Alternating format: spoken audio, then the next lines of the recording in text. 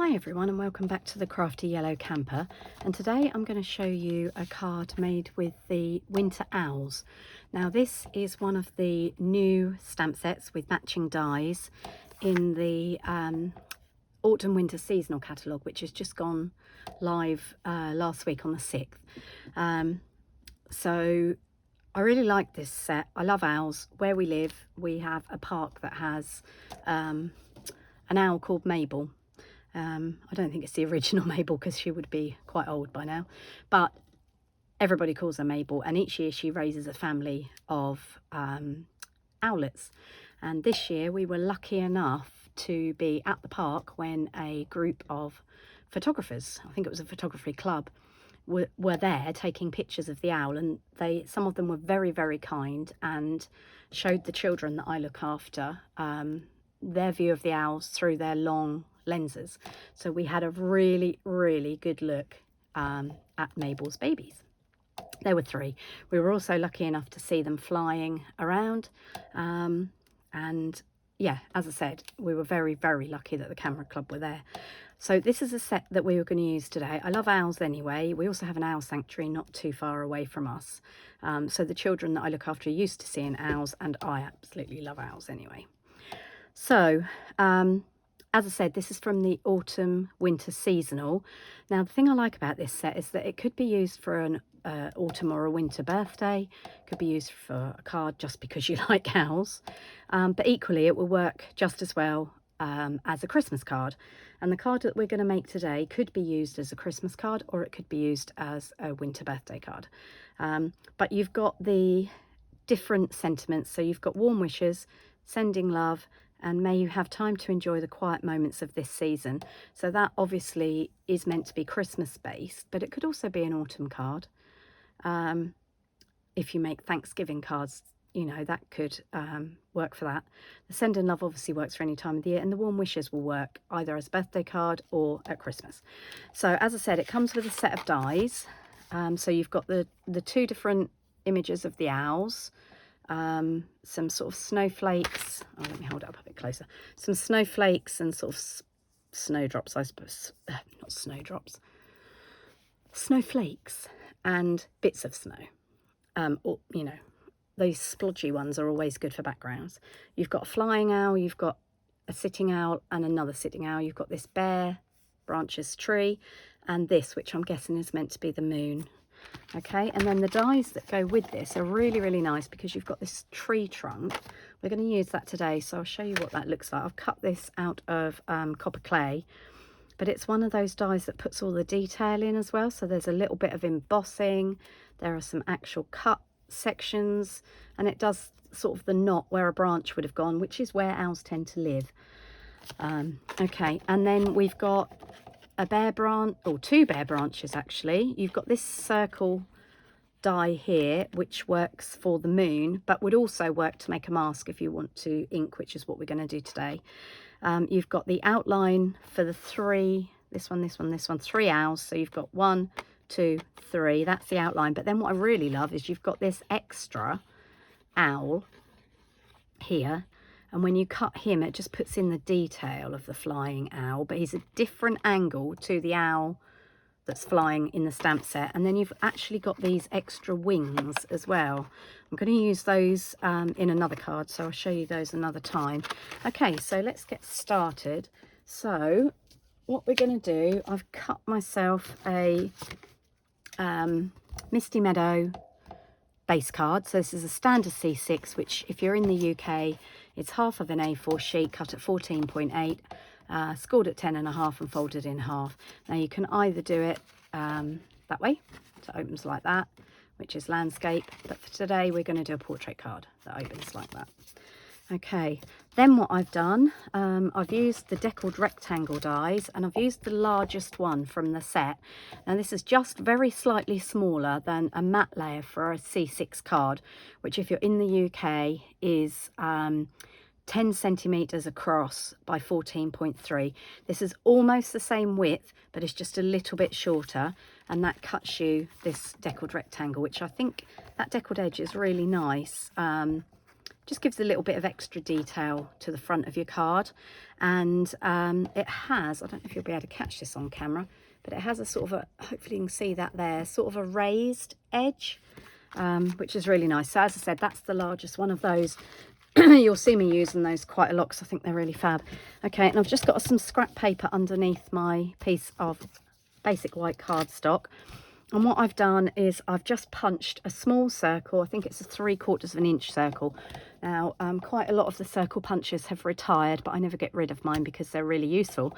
But if you don't have that circle punch, then this die that's meant to cut the moon is pretty much the same size, look. So you could use that. Obviously it cuts on the inner edge, so it would be a little bit smaller. But if you wanted to do it slightly bigger, just draw around the outside edge with a pencil and cut it out. Okay, let's put those to one side and we'll get going. So we're going to use some blending brushes. Now I've pulled out 3 colours here. I've got Misty Moonlight, which is the same colour as our base card. I've got Night of Navy, which is a darker blue, and I've got Blueberry Bushel, which is somewhere in between. I don't know if I'll use all 3. I might not. As a rule of thumb though, you start with the lightest colour. So we're going to start with the Misty Moonlight, which is the same colour as we're using. Now, I've been a bit naughty and I've used 2 colours of ink on the same brush, which you can get away with doing. But obviously if you then go back to a lighter colour, just remember to give it a good brush on a piece of scrap paper to get off most of the colour that's remaining on there. Okay, and always start with the lighter colour. If they're similar tones, you can get away from going light to dark, but I mean ideally use a separate brush. I'm just being a bit lazy really. Okay, so we've got our Misty Moonlight and I'm going to start at the top. So this is our mask for our moon and I'm going to start at the top. Always start off the edge of the cardstock so you don't get a sort of a splodge. And because we want this to look like a sky, I'm not being too thorough with the ink because I want it to look like there's a few clouds. And the easiest way to do that rather than trying to put clouds in is to just not be very thorough with the coverage. Okay, and then I blended that out down the bottom. Now I think that needs to be a little bit darker. So I'm going to bring in our Night of Navy. And again, I'm going to do exactly the same thing again. Start off the page. And this is just a little bit darker. So I'm being careful now not to, going around the edges first, I'm being careful not to cover up all of the, you know, here, where you'd have a little bit of moonlight. So I'm just going around the edges. And then I'll blend that up there in a second. Once I've gone around the edges. So we want to get that sort of dark night sky effect, but without taking away all of the sort of cloudiness. Okay, so I'm happy with the coverage for that. I just think it needs a little bit of something to brighten it up a bit, and Blueberry Bushel is a little bit brighter. Now I am going to come in with a different brush this time. And I'm just going to add a little bit of that in. And just keep blending it until you've got an effect you're happy with. And you'll notice that I am sort of avoiding around where I've put the mask for the moon because I want it to look like the moon is projecting some light. Okay, I think that'll do. Could have done with a bigger brush for the 3rd colour, but anyway. Right, so the next thing we're going to do is we're going to bring in this bare branch tree. I'm going to bring in some early espresso. Now, a lot of people use black. I'm not a fan of black. There are times where you need it, but for this I'm going to use early espresso, which is a really dark brown. And what I'm going to do is just do a little bit of filling in this corner. So we're going to have our die cut tree trunk here. So I'm going to start by stamping a whole tree in the middle, and then I'm going to bring in a couple of masks I've made earlier. Now if you haven't done this before, you know, I'm not trying to teach you to suck eggs if you have, but some people may not have done this before. So if you haven't done it before, what you use is a post-it note, and you stamp your image onto the post-it note. I think I've got the remains of one here. Yes, this is the remains of the one. So this is the sticky top here. You can see where I've punched that circle out. So you stamp your image, making sure to get part of it on that sticky piece, and then just fussy cut it. And you'll notice that I've got 2 trees, and you'll see why in a second. Okay, so I'm just going to pop that one there. So what I want to do now is do another tree to the right of the one we've already stamped, but I want it to look like they're in front and behind each other. So rather than just stamp it over and then you get an area where the trees sort of are on top of each other, it doesn't look right. So I'm going to put my mask on, and then I'm going to stamp another tree to the right hand side of that, and then I'm going to do that again to the left hand side. Okay, now the reason I've got 2 masks is because I haven't decided yet whether I want a third taller tree up here, and if I do, which I think I am going to do, then you need to cover both pieces, otherwise again you'll just be stamping over what you've just done. Okay, and I'm just going to pop a third one in there under the moon. So you'll see when I remove the masks that the trees now look like they're in front behind each other, as opposed to, and I'll just show you what I mean on my piece of scrap paper. So if I was to stamp a tree there, another tree there, and another tree there, you get that, hopefully you can see that, you get that overlap there, and that, you know, that's not the effect we're after. So anyway, so that's what we've done. So basically we've blended using our blending brushes, and these come in 2 sizes now. There is a large one and there is a smaller set as well. So you get 3 in each set, and they really are worth the money because they wash out really nicely. You'll never get them pristine white again, but they wash out really nicely and they're lovely to work with. Oh, and a top tip for blending brushes, always put your finger on the top when you're blending, because this neck is flexible, and it's meant to be flexible, but if you just do that, you run the risk of snapping it. Ask me how I know. Okay, so we're just going to take our mask off now for the moon. So that's that. I'm going to put that back on my stamp set with my other masks for next time. Now, what I've then done is I've run this through a new embossing folder.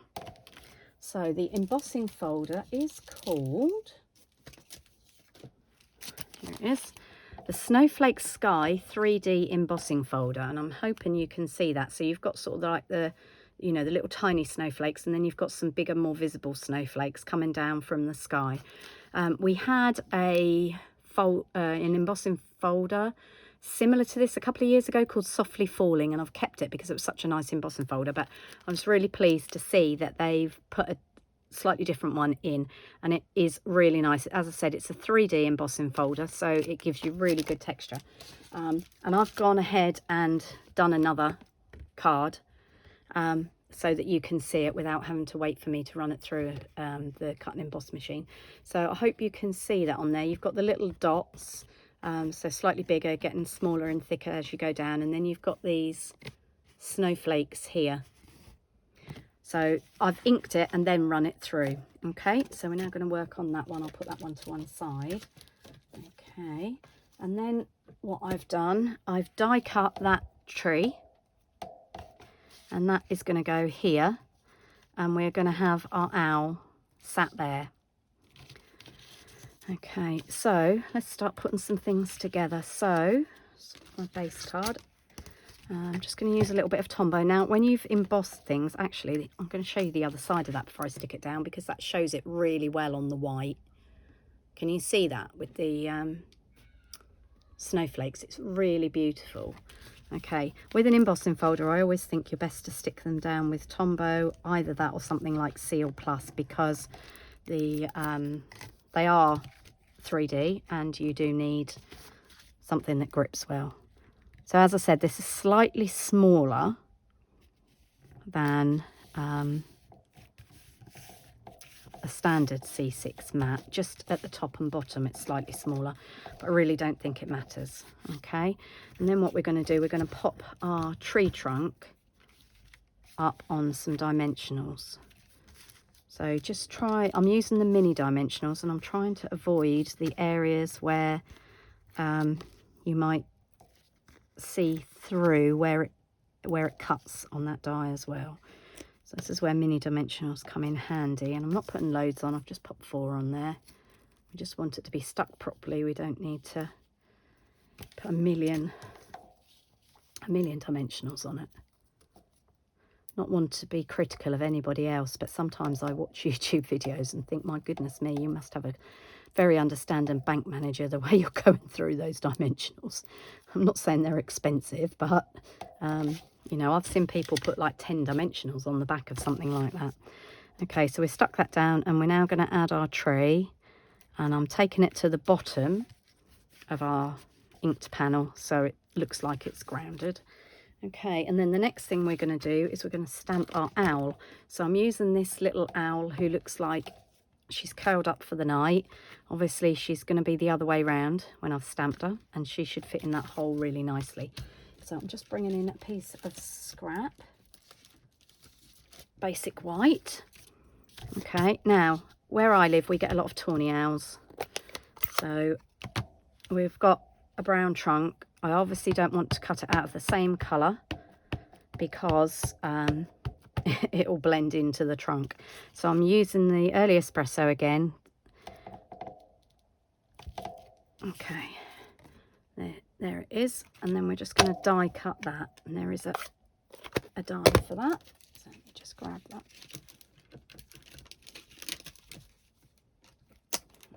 Okay. I'm just going to bring in my little mini machine.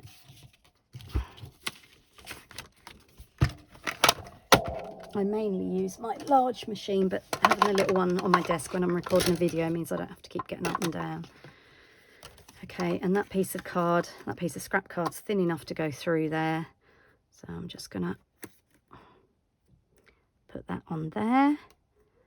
Now my only issue with this small machine, which I think is fantastic for taking out, for crafting on the go, if you're not crafting in your usual space, but the only problem is there isn't a magnetic plate yet. They did make a magnetic plate, and unfortunately it didn't do very well on tests, so it was withdrawn, but I'm sure the boffins at Stampin' Up are working on it, and I'm sure they will have something for us before too much longer. It was eagerly awaited, the magnetic plate, and then, as I said, it just didn't work. Okay, so I'm just going to put a little piece of washi tape on there. For some reason, I seem to have some washi tapes that don't want to unstick. Right, just to make sure we've lined that up correctly. And then we're going to pop our top plate on and wind that through. Now, you can see that's not wanting to go anywhere. It's because I've forgotten to do my stepped bases. So it's a good job I did put washi tape on that. Okay, so that should now, yep, there you go. So remember that tip, if you've got one of these mini machines, don't put all your 3 plates level. It's sort of an E shape. I'll show you. I'll just take that out there. So I use my number 1 plate, and I put the number 2 plate slightly back, put my whatever it is I'm die cutting on there, and then I put the second number 2 plate level with the number 1 plate, so you get that sort of, hopefully you can see that sort of sandwich, and that does seem to make it easier to go through. Okay, so we've die cut that, so let's just move that off my desk. Okay, I'll just take the washi tape off. I'll pop him away in a minute. Just move that piece of scrap to one side. Okay, so we've put our tree on. We've got our embossing, we've got our moon. Now, the only thing I'm not happy with that moon is usually quite white, but it usually can have like a yellowy tinge to it, or you can use the stamp to do the moon. So I think, let's give that a go. I think what I'm going to do is just, I don't know whether I want to use it or not. I'm sort of crafting on the hoof here. That's the moon. Actually, do you know what? I'm going to leave that white. Okay, so we've got our little owl here. Now, you can either just leave it like that. So that's just stamped in early espresso. Or you can use a blending brush. Let me just find a small one. I've got everything on my desk I needed. Clearly not. So I'm going to use the early espresso, which is what we stamped the owl in. And I'm just going to, just a very small brush. Hopefully you can see what I'm doing. I'm just going to go around the edges. And I'm very lightly just adding a little bit of colour. So that's not quite so harsh, because otherwise I think against our inked background that would just be too pale. There we go. Just added a little bit of colour. Obviously you could colour it in with blends if you wanted to.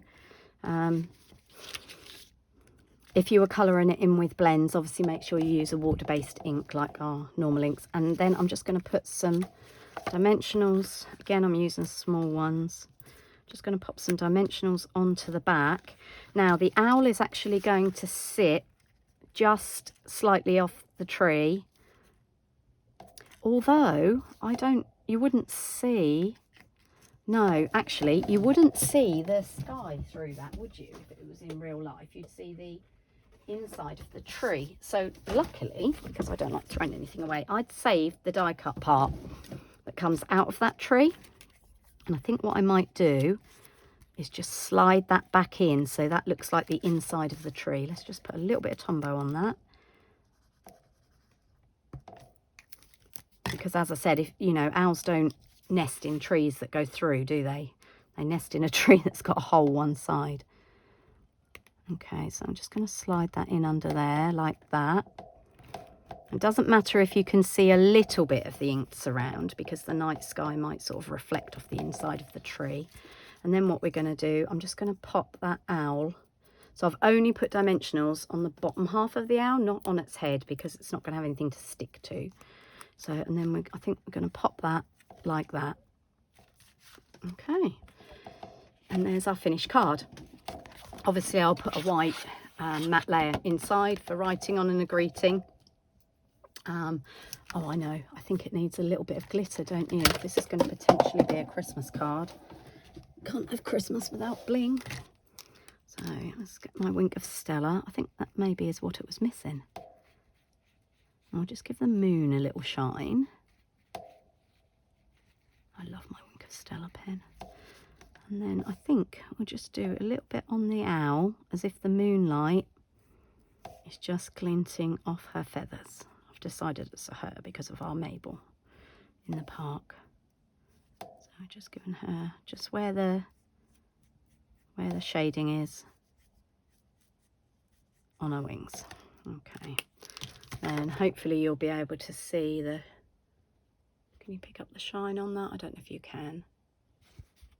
No, I can't really get it to show. But anyway, so we've made the owl a little bit shiny, and using the Wink of Stella is, because it's an alcohol pen, has also sort of blended the ink in as well. So there's our finished card. As I said, I'll add an inside panel and a greeting to it later. I hope you like it. If you haven't seen a copy of the autumn winter seasonal catalogue yet, please feel free to get in touch and I can get one sent out to you. And if you wanted to order direct from Stampin' Up, you just need to visit www.stampinup.uk. You can order online, and I think you can nominate me as your Stampin' Up demonstrator. Okay, thanks for watching the video. I hope you liked the card, and I hope you'll give the autumn winter catalogue a look if you haven't already. And I'll see you again soon with another card. Thanks for watching. Happy stamping.